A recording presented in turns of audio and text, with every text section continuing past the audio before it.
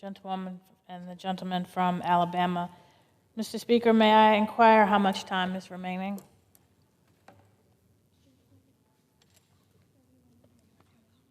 The gentlewoman has 31 minutes remaining. Thank you, Mr. Speaker.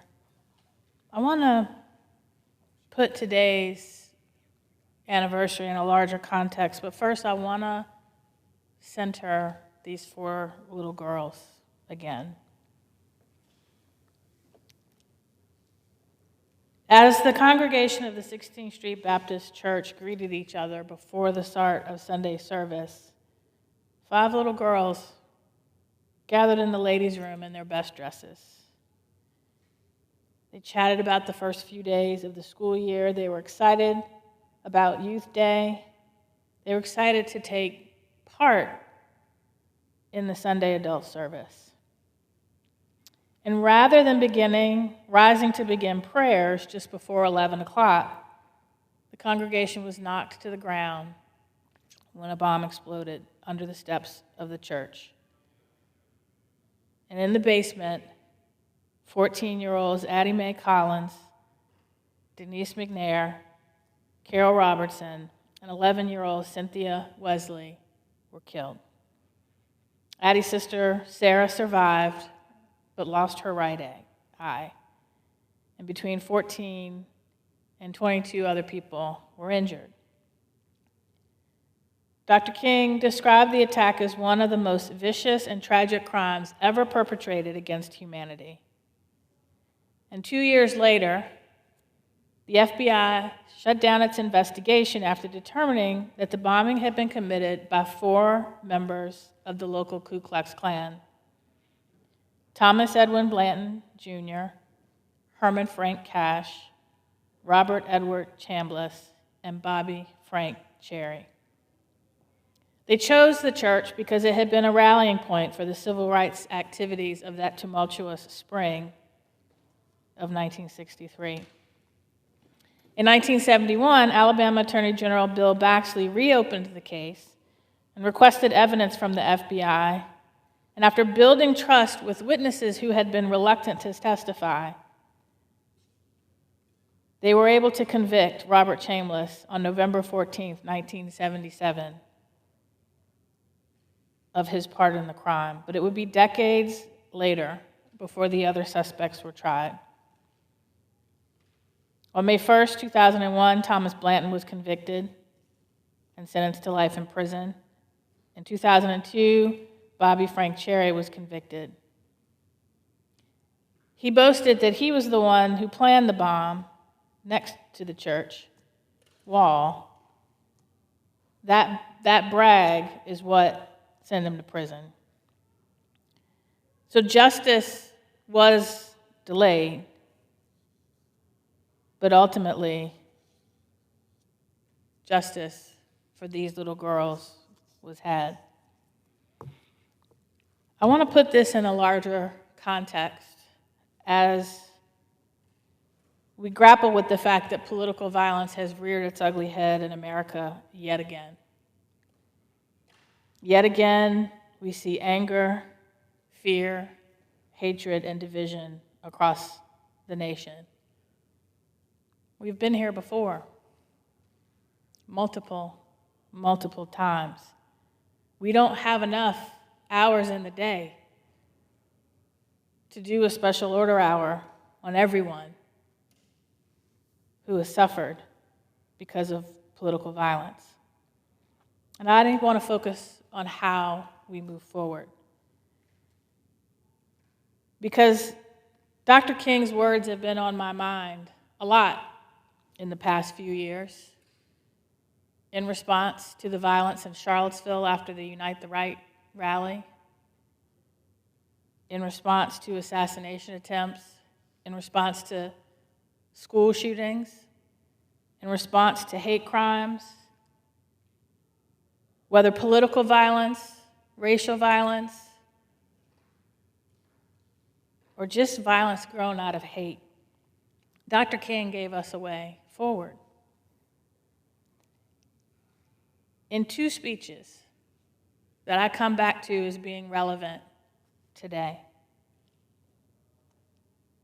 he gave two speeches, one in 1957 called Love Thy Enemies. And he gave one in 1967 called Where Do We Go From Here? Chaos or community? That question is relevant today. We see a lot of chaos around us. We've lost sight of community. But we come out of chaos when we focus on community.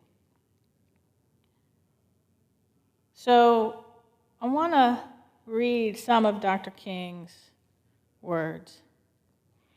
In his speech, Love Thy Enemies, yes, it was rooted in the Sermon on the Mount. It was rooted in the commandment that Jesus added on the sermon, in addition to love God and love God as you love yourself, to love your enemies. And he talked about it's difficult to love your enemies. But how do we do it? And he gave some practical suggestions. He said, in order to love your enemies, you must begin by analyzing self. That probably seems strange to you, that I start out telling you this morning that you love your enemies by beginning with a look at self. It seems to me that that is the first and foremost way to come to an adequate discovery of a situation. And he went on to talk about that sometimes there is something in the way a person carries themselves that triggers a hate response or anger in someone else. And he said the first thing you've got to do is look at yourself. Was it something you said? Even if you didn't mean it, something you posted? Take a look at whether you are embodying love. And he said sometimes you just got to admit there are people that just aren't going to like you, and that's okay. But the second and much more important one was that an individual must discover the element of good in his enemy. And every time you begin to hate that person and think of hating that person, realize that there is some good there. And look at those good points, which will overbalance the bad points. And he said, we're split up and divided against ourselves. And there's something of a civil war going on within all of our lives. Now, he put it in the context of what was happening in the South. But I think we've heard rumblings over the past few years, questions, are we facing another civil war in ourselves? And he said, somehow the isness of our present nature is out of harmony with the eternal oughtness that forever confronts us. And that within the best of us, there is some evil. And within the worst of us, there is some good. And we come to see this, we take a different attitude towards individuals. The person who hates you the most has some good in him. Even the nation that hates you most has some good in it. Even the race that hates you most has some good in it. And when you come to the point that you look in the face of every man and see deep down within him what religion calls the image of God, you begin to love him in spite of it. No matter what he does, you see God's image there. I think that's really important. And I regret the fact that I never got to meet John Lewis or Dr. King, because both of them, I want to ask them one question. How did you come to love people who physically threatened or attacked you? But they both found a way to do it. And I think it was rooted in the fact that they recognized, and I think all of us in this chamber, watching and around the world, should remember what John F. Kennedy said. We all breathe the same air. We all cherish our children's futures. We may violently disagree in theory, but that does not mean that we should put that violence into action solely because we don't like what someone has said or what they have done. I think we all need to take a step back and see the face of God in one another. Now, I remember growing up listening to my parents tell stories of my great-grandparents and the racial terror lynchings that they faced. And I remember them telling me stories of the violence of the 1960s. And I remember being lulled into this false sense of security as a Gen X child of the 70s and the 80s, how great it is that we've moved beyond that. Unfortunately, this week reminded us we haven't. And we never will if we don't acknowledge and hold on to the basic decency that tells us, yes, you love your neighbor, but also love your enemy. If we don't, I don't know that we will survive as a country. And that's one of the things Dr. King talked about as a historian. He talked about how different civilizations fell. And he talked about the destructive nature of hatred, not only towards the person that you hate, but towards yourself. One of my favorite quotes from him is how, in both of these speeches, he said, "As for me, I choose love, because hate is too great a burden to bear." And how hate twists you up until it eats you up and destroys you. He told a story about how he and his brother were traveling in Tennessee, and every time they would go down a road, the oncoming car would leave their bright lights on. And his brother said, the next time somebody does that, I'm going to leave my bright lights on. And he said, hold up. Somebody's got to have sense enough to turn out the lights. Because if we don't, we'll both be blinded and run off the road. I think we are at a point where we need to have sense enough to turn off the lights, to turn down the temperature, and remember, our children are watching. Our children are watching. I have been particularly disturbed as we see a rise in gun violence. How many children have gotten to the point where they let their hatred allow them to kill other children? And as I raise a teenager and a tween, as a preacher's daughter, I try to instill in them the same message of love your neighbor and love your enemies. And it's really hard to do that. When I'm away from home, making sacrifices to make their lives easier, and they see not only the violence that we've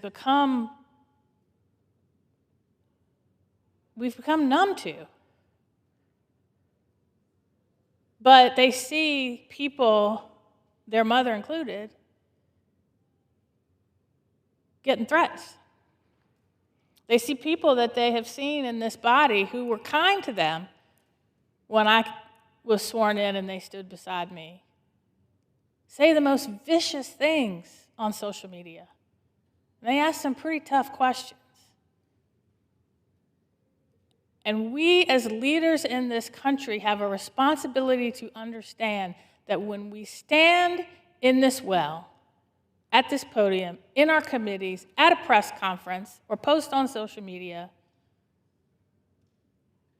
We are not just trying to get clicks, or we shouldn't be. We are not just trying to get attention, or we shouldn't be.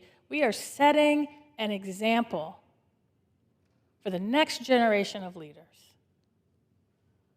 We are setting an example for our children. And I think we need to think about that before we post or we say something in anger. Because if somebody doesn't have sense enough to turn on the lights, our hatred and our blindness, our hatred is going to blind us to the point where we tear each other and ourselves apart. And I get asked all the time, how do you stand it on the Hill?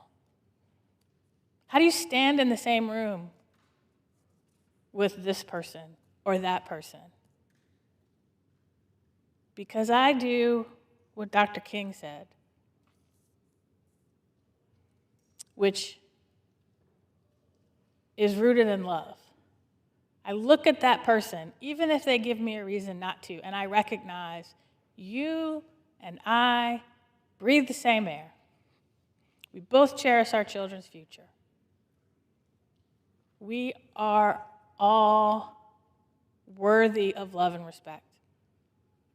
We need to get back to that, Mr. Speaker, because if we don't, I don't know where that leads. Does it lead to a civil war? Does it lead to chaos and hate and everybody just being afraid to leave the house or go give a speech, go to a rally, go to the movie theater, go to school, go to church? This violence isn't new. But in the past, we've found a way to come together and focus on community in the midst of chaos. I'm afraid we are losing the ability to do that. And we have a responsibility as members of Congress, as leaders in our communities, to show the way, to show a way towards community, to show a way out of chaos.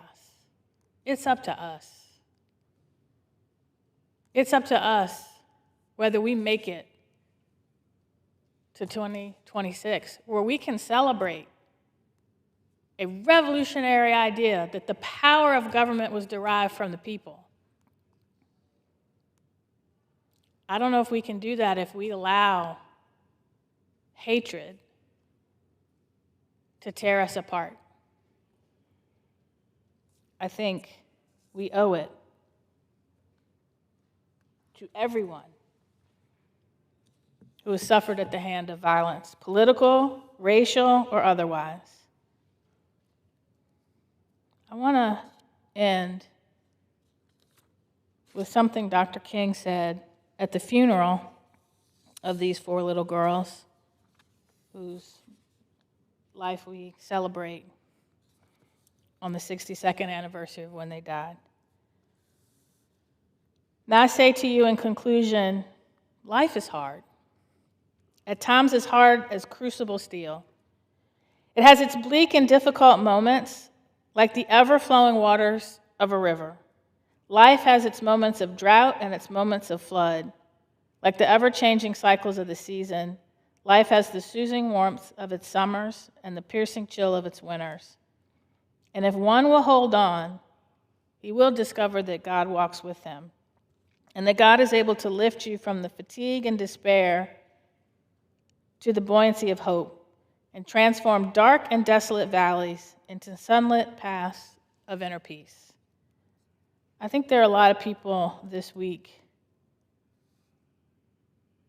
who need that hope.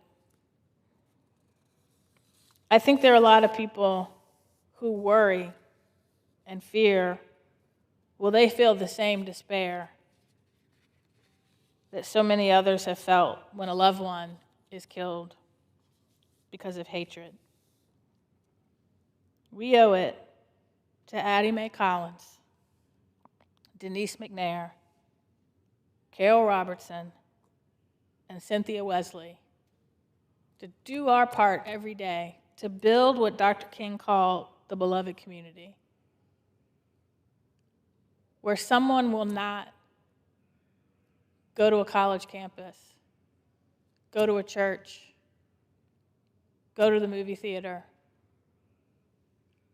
and have their life snuffed out solely because someone hated them.